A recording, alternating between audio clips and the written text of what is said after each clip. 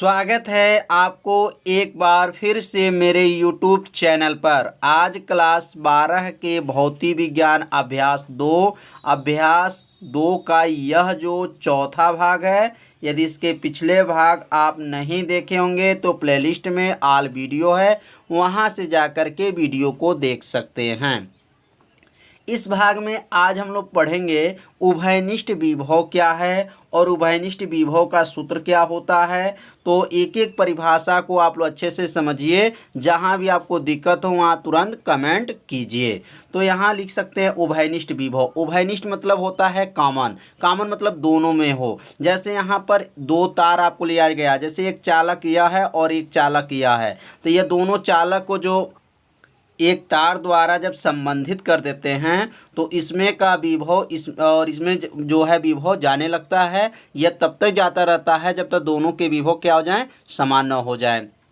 इसी विभव को क्या कहते हैं, उभयनिष्ठ विभव कहा जाता है। तो इसका उत्तर जो है इस चित्र के माध्यम से इसका उत्तर आप बना सकते हैं उभयनिष्ठ विभव का। तो इसका उत्तर लिख सकते हैं कि जब चालकों को पतले तार द्वारा एक दूसरे से क्या करते हैं, संबंधित करते हैं, तो उच्च विभव से क्या होता है, निम्न विभव की ओर आवेश का प्रवाह होने लगता है। मतलब ये अगर उच्च विभव है और ये निम्न विभव है तो उच्च विभव से निम्न विभव की ओर क्या होता है, आवेश का प्रवाह होने लगता है। यह तब तक होता है जब तक दोनों के विभव क्या हो जाए, समान न हो जाए। तो इस विभव को क्या कहते हैं, उभयनिष्ठ विभव कहा जाता है। यहाँ नोट कर लीजिए, उभयनिष्ठ विभव कहा जाता है। तो परिभाषा आप लोग को समझ में आ गया होगा।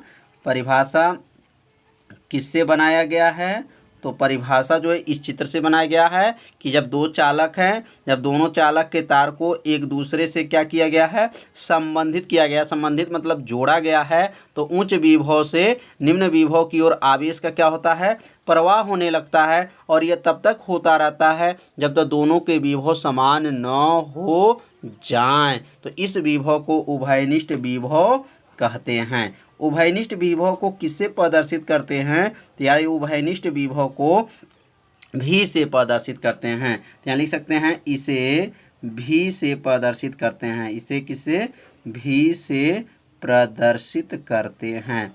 तो अब यहाँ पे दो चालक है, तो दो चालक है तो इसमें जो है आवेश भी दो होगा, आवेश दो होगा, धारिता दो होगा। तो इसमें जो आवेश है यह आवेश को Q1 मान लें और इसमें आवेश को Q2 मान लें और इसमें धारिता C1 मान लें, यहाँ पे धारिता क्या है, C2 मान लें। तो Q1 बराबर क्या होगा, तो यहाँ लिख सकते हैं Q1 मतलब पहले जो है हमारा चालक हैं यह किसको Q1 कहते हैं। Q2 मतलब दूसरे चालक में आवेश है। तो Q1 क्या होता है, Q1 का सूत्र क्या होता है, तो Q1 का सूत्र होता है C1 V1 होता है और यह हो जाएगा C2 और यह हो जाएगा V2 हो जाएगा। यह Q1 मतलब पहला आवेश, पहले चालक का आवेश, और Q2 का मतलब हो गया दूसरे चालक का आवेश। तो आवेश का सूत्र इस चैप्टर में पहले भाग में बताया गया होगा कि आवेश बराबर होता है धारिता गुणे विभव में होने वाली वृद्धि। तो यह Q1 मतलब पहले चालक है तो C1 V1, Q2 बराबर क्या होगा, C2 V2। अब जो है उभयनिष्ठ विभव का अगर सूत्र निकालना है, उभयनिष्ठ विभव का सूत्र क्या बनेगा, तो इसके नीचे नोट करेंगे। अब यहाँ पे लिखेंगे उभयनिष्ठ विभव। तो उभयनिष्ठ विभव का सूत्र क्या बनेगा, तो उभयनिष्ठ विभव बराबर होगा कि कुल आवेश बटा कुल धारिता होता है। क्या होता है, कुल आवेश बटा कुल धारिता। तो यहाँ से भी एक परिभाषा बन सकता है, आप लोग बना सकते हैं कि कुल आवेश और कुल धारिता के अनुपात को उभयनिष्ठ विभव कहा जाता है। कितना आसान परिभाषा है, कैसे बोलेंगे, कुल आवेश, ये ऊपर को जो लिखा गया अंश में इसको कहेंगे कुल आवेश और कुल धारिता के अनुपात को उभयनिष्ठ विभव कहते हैं। इसे भी से प्रदर्शित करते हैं। तो यहाँ लिखेंगे भी बराबर कुल आवेश का मतलब क्या होगा, Q1 होगा प्लस होगा और क्या होगा, Q2 होगा बटा कुल धारिता C1 होगा प्लस C2 होगा। यहाँ पे Q1 Q2 क्यों लिखें, क्योंकि इसमें दो चालक थे, इसलिए पहले चालक में आवेश Q1 है और दूसरे चालक में आवेश Q2 है। पहले चालक में धारिता C1 है, दूसरे चालक में धारिता C2 है। अब यहाँ पे जो है लास्ट लाइन में लिखेंगे अब V बराबर Q1, तो Q1 कितने के बराबर होता है, तो C1 V1 के बराबर होता है प्लस C2 V2 हो जाएगा। Q2 कितने के बराबर होगा, तो C2 V2 के बराबर होगा, बटा हो जाएगा, नीचे क्या लिखेंगे C1 प्लस C2।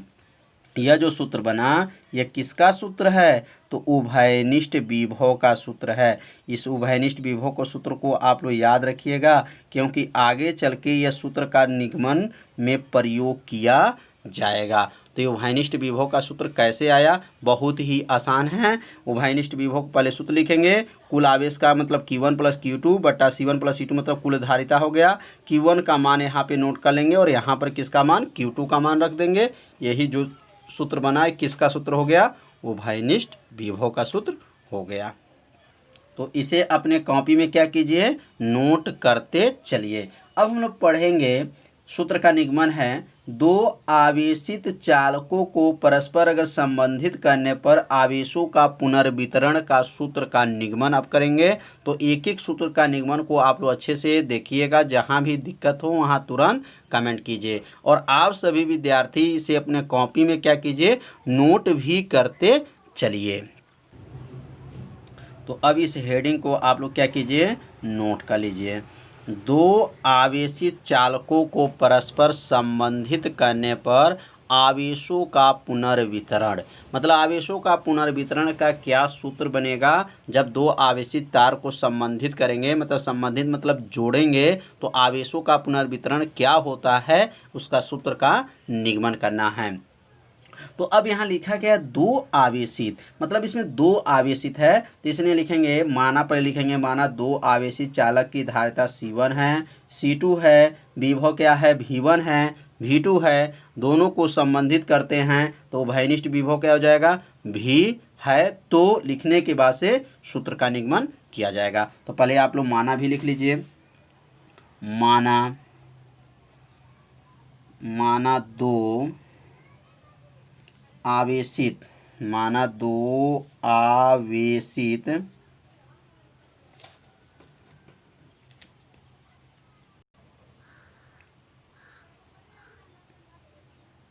आवेशित चालकों, माना दो आवेशित चालकों की धारिता, चालकों की धारिता किससे प्रदर्शित करते हैं, तो धारिता जो है C1 कामा क्या लिख देंगे, C1 कामा C2। मतलब यहाँ C1 क्यों लिखे हैं, क्योंकि यह दो आवेशित है, तो इसमें पहला C1 हो जाएगा, दूसरा क्या हो जाएगा, C2 हो जाएगा। विभव क्या होगा, तो विभव जो हो जाएगा V1 कामा V2 तथा दोनों तारों को, दोनों चालकों लिख सकते हैं, दोनों चालकों को संबंधित करने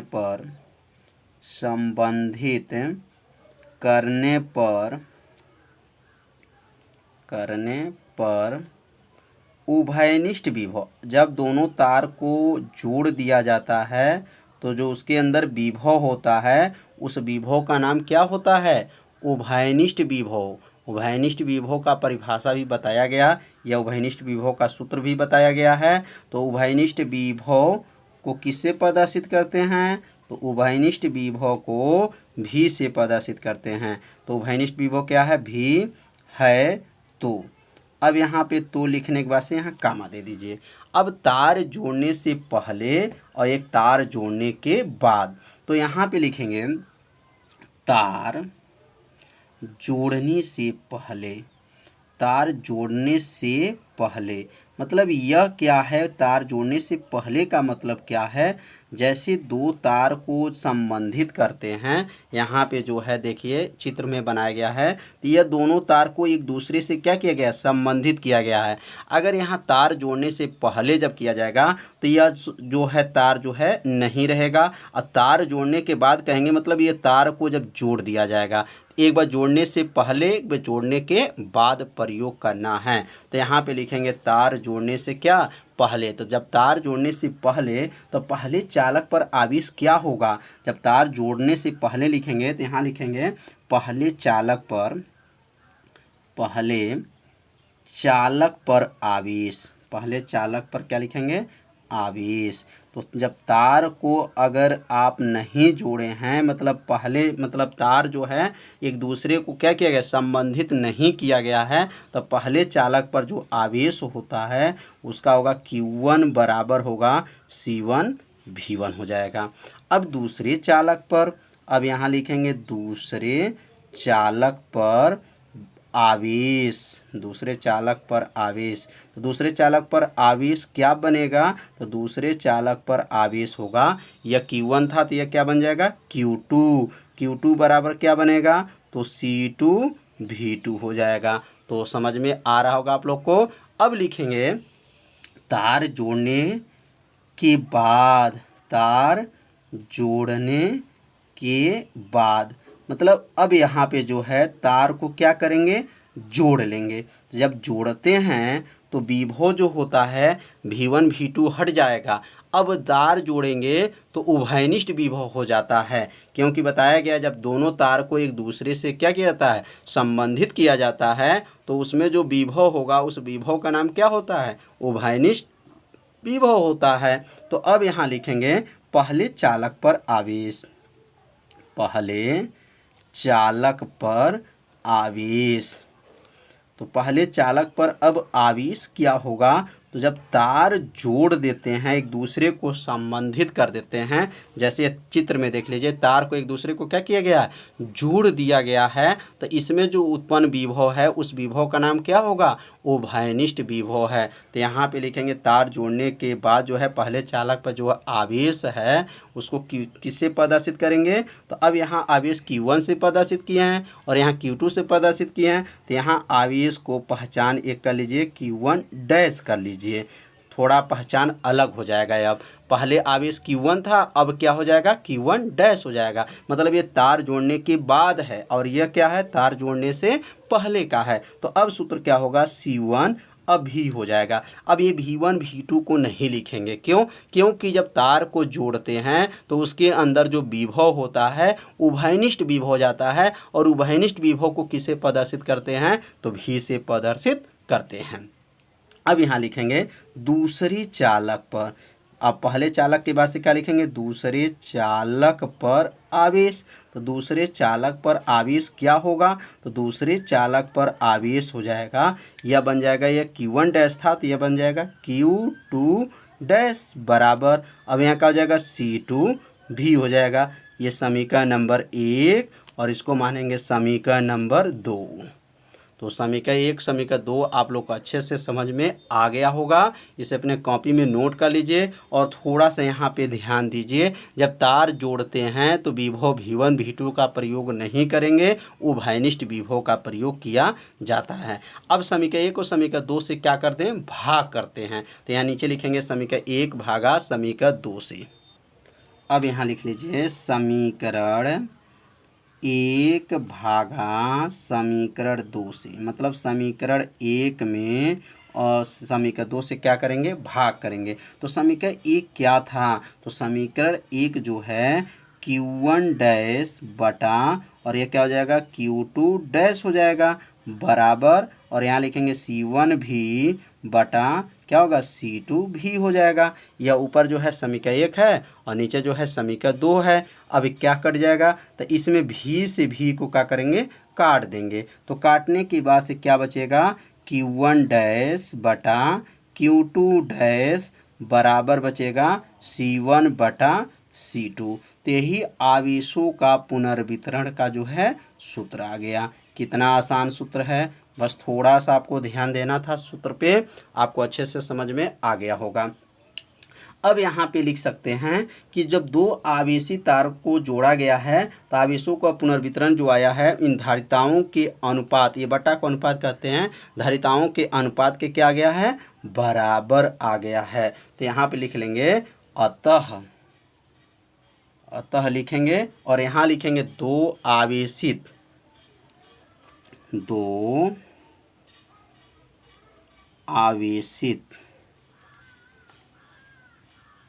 आवेशित चालकों को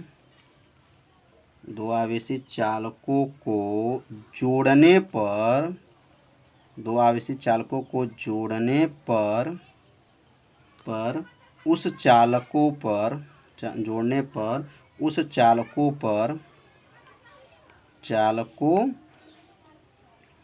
पर आवेशों का पुनर्वितरण, आवेशों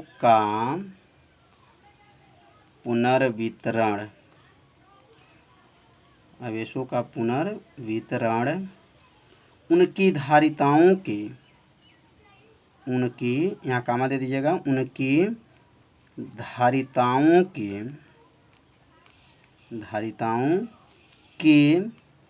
अनुपात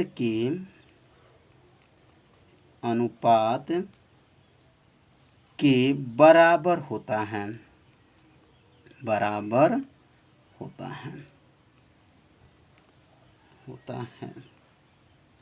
तो जो सूत्र आया है, जब दो आवेशित चालकों को क्या किया है, जोड़ने पर चालकों पर आवेशों का जो पुनर्वितरण उनके धारिताओं के अनुपात के क्या होता है, बराबर होता है।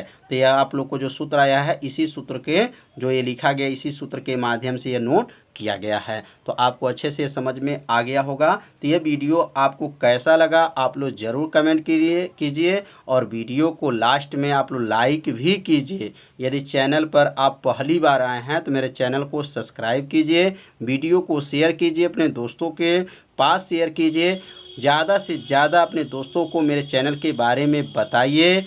तो आज का पढ़ाई जो है इतना ही रहेगा। अब कल हम लोग पढ़ेंगे स्थानांतरित आवेश की मात्रा का सूत्र का निगमन। तो इसमें जो है 4 सूत्र का निगमन और किया जाएगा। तो 4 सूत्र का निगमन आप लोग एक एक दिन आप अच्छे से देखिए, जहां भी आपको दिक्कत हो वहां तुरंत कमेंट कीजिए, अच्छे से नोट्स को बनाते चलिए। तो आज इतना ही, कल शाम को 6 बजे मिलेंगे। तो सभी विद्यार्थियों को नमस्कार।